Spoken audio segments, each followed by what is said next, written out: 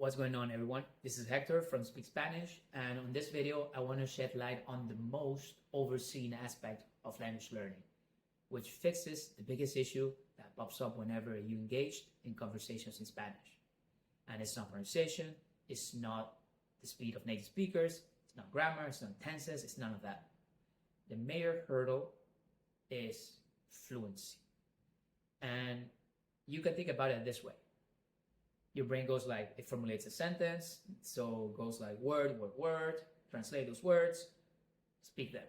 All that in an automatic response. You want to somehow train that automatic response. And that is what this video is all about. So let's jump on the computer and let's get started. So this is something that comes up all the time. And let me tell you something about fluency. Fluency is not about speaking without mistakes. Fluency is not about understanding everything at native speaker speed. Fluency is not about sounding like a native speaker. Fluency is not black or white. Fluency exists on a spectrum. It varies. It's like asking, is it hot or cold? Well, it depends, right? It's better to ask how hot or how cold, and then get an answer in degrees, So what is fluency in this case?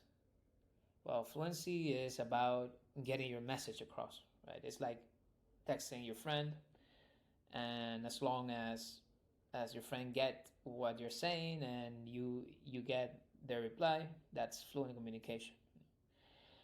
There is this concept from computer science, from data science, from IT, that I want to share with you, and it's called signal and noise. And you can think of it like this. Imagine that you're trying to tell your friend, your spouse, your parents a funny story. The story itself is the message, which is the signal, right? In our signal and noise framework. So the story is like the important stuff that you want them to hear. But maybe you stutter a bit or you forget a word, that's the noise. Does that totally ruin the story? I don't think so, As long as they get the gist and laugh along, you've delivered the message perfectly. So fluency achieved. So here's the thing though. Communication is like a two-way radio. You got to send the message clearly with a strong signal, and your friend needs to pick it up, pick it up well, which is with reduced noise. Stuff like grammar mistakes or an accent are kind of static, and a little bit of static won't stop the whole message from coming through, right? So the key is to adjust the noise level based on the situation. If you're hanging out with friends, chatting with friends, a few mistakes, a few bumps here and there, some scratches in your message are not a big deal. But then imagine that you're giving a presentation at work, presentation at school, delivering a pitch. You want that signal, which is your message, to be super clear, super strong, with minimal static, so that everybody understands perfectly. Basically, fluency is about getting your point across no matter the situation, even if your language skills aren't flawless. The main thing is to keep the signal strong and clear and the noise low. So the next question to ask is, how can I keep that noise low and the signal strong? And this comes to what actions are we taking when learning Spanish, and which actions are building that signal strong and reducing the noise. So what are you doing, right? Are you tapping on a screen? Are you reading? Are you listening? Are you speaking? Are you writing? We want to spend most of our time on actions that build that signal stronger and faster, With that in mind, I want to move along and show you what is the most common learning sequence, meaning how we learn a new language, how do we learn Spanish, right? And the most common way is that we have this new piece of language, new phrase, right? Then we figure out what it means, we translate, we decode it, we understand it. After that, we memorize it, right? And then after we memorize it, then magically we are fluent, right? Right? Okay. No, it doesn't work like that, right? There's something missing, there's something off with this way of learning. And what is that, What is that missing link between memorizing and that dream state of fluency? And that missing link, when understood, is the key to speaking automatically and without thinking. So imagine a juggler juggling a few balls, right? The juggler can manage only a few balls at a time. The juggler, this guy here, represents a function of your brain, and the balls symbolize the tasks you are handling simultaneously. The juggler is what we call working memory. And working memory is essentially the holder of temporary information. It's similar to RAM in a computer, right? If you fill it up with more and more information, it will slow down eventually. If you throw in more than it can handle, it will crash. In the context of conversation would be like someone speaking to you, and then your brain goes translate, translate, translate, then understand the group of words together, and then translate the group, and then you are like, oh, they say this, right? Oh, yeah. And then you will come up with understanding what they're saying, but it will take a lot longer, right? Or the speaking prompt for you will take a lot of time as well. And that is where the fear is that the speaker, or the listener in this case, will lose interest as well, because they are waiting for you to respond, and you are like taking time.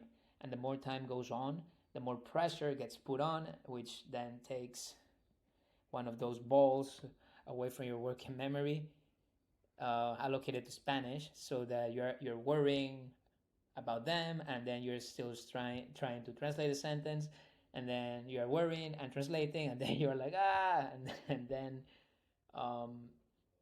we can see it in your face, that you're freaking out. Well, of course, we want to respond in real time and have fluent conversations, right? So I want to introduce to you a protocol for training working memory that will improve your ability to handle more Spanish at once. And then if you do it constantly, over time, it will make you fluent. There's no way around it. And this is working memory. This is a working memory training protocol. All right. So let's get started. The first thing, because it's working memory, of course, it's memory first. So that means, did I get the details right? So for instance, if I want to learn a phrase like good morning, can I have a cup of coffee? Or good morning, can I have a coffee? The details here are the words, right? Good morning, can I have a coffee? What does it mean? How many words? So good morning, can I have a cup of coffee? 10 words. This means saying hi and I want a coffee, and you're requesting to someone. So those are the details, right? Once you get the details in memory, once you remember what you're trying to say, then you have to practice it, and you have to practice it and work for smoothness. And a good metric for smoothness is no breaks between words. So you want your phrase, your piece of language to be smooth, meaning that phrase should sound as a single word with no stops in between. For instance, that would be good morning, can I have a piece? No, can I have a piece? No. Good morning, can I have a coffee? You see, I forgot what I was saying because it's not in my memory. So, good morning, can I have a coffee, please? Good morning, can I have a coffee, please? So that's smooth, right? Whereas if you break the words, will be good morning, can I have a cup of coffee? Or good morning, can I have a cup of coffee? Like there are breaks in between. You want that in a single string, okay? And the way to practice smoothness is using speed adjustments, right? So you wanna start practicing your smoothness at a very low speed. So that'll be on a scale from 1 to 10, and then progressively dialing up the speed until you can do it at a speed of 10 out of 10. Now, the cool thing of working at so many speeds, the same phrase, is that you are able to manipulate it at different speeds. So if you can do it at 10 out of 10, that means that you'll be able to pick up language listening at that same speed, which is something incredible. And this is like the best approach for enhancing listening as well. So practice smoothness at a low speed and progressively add speed to it. Once you can do it very, very fast, then it's time to add stressors to it. What do I mean by that? Well, I mean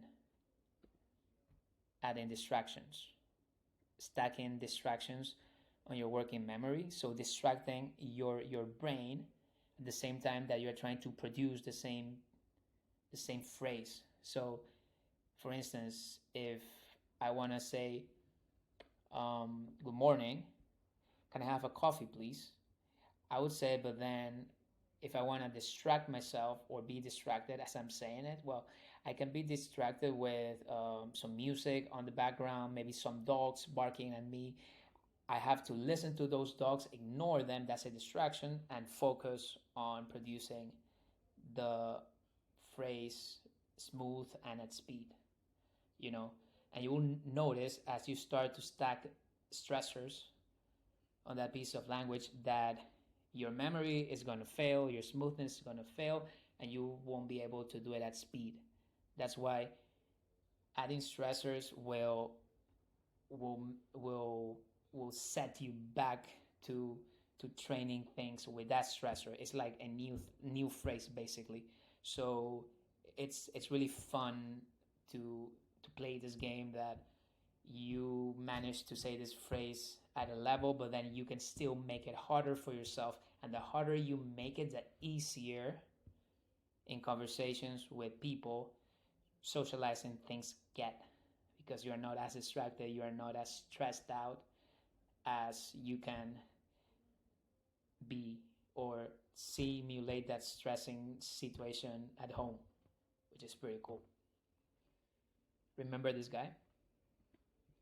The idea behind working memory training is not juggling for formulating Spanish and juggle for more important things or contextual things like what did he mean by that, or oh, I want to reply to this or that. What did he say? What topic did he bring up? Or maybe you're driving and you're sipping on your coffee and you're having a conversation with your friend at the same time. Now, to recap, remember, fluency is not a fixed state. Fluency is on a spectrum, and that is very good news because fluency changes. Fluency is context dependent. The good news is that because it's context dependent, now you just have to think, what are the context? What's the context? What are the situations that I find myself in that requires me to have conversations, to communicate. And then those are the situations and that's the context that you have to set your mind to. In my program, EMT is what we call it. It stands for Entrenamiento de Memoria de Trabajo. I'm going to say it 3 more times. Entrenamiento de Memoria de Trabajo. I'm going to say it 2 more times. Entrenamiento de Memoria de Trabajo. I'm going to say it 1 more time. Entrenamiento de Memoria de Trabajo. Okay? And I challenge you to try this protocol on this same phrase. And I guarantee that you'll be amazed at how quick you pick up this phrase. EMT is the primary driver behind the Speak Spanish program, and I've successfully ran it with many of my students, from beginners to advanced. I've also applied it to my own language learning, and it's unbelievable how quickly you can automate language. This method has helped my students perform confidently in everyday situations, connect with local people, and overall just feel at home with Spanish. In the description, I've included a link to book a free call where you can receive a personalized assessment. Together, we can determine your goals with Spanish, where you're at right now, where you want to be, and if we click, we can work together to get you conversational quickly. Thanks for watching.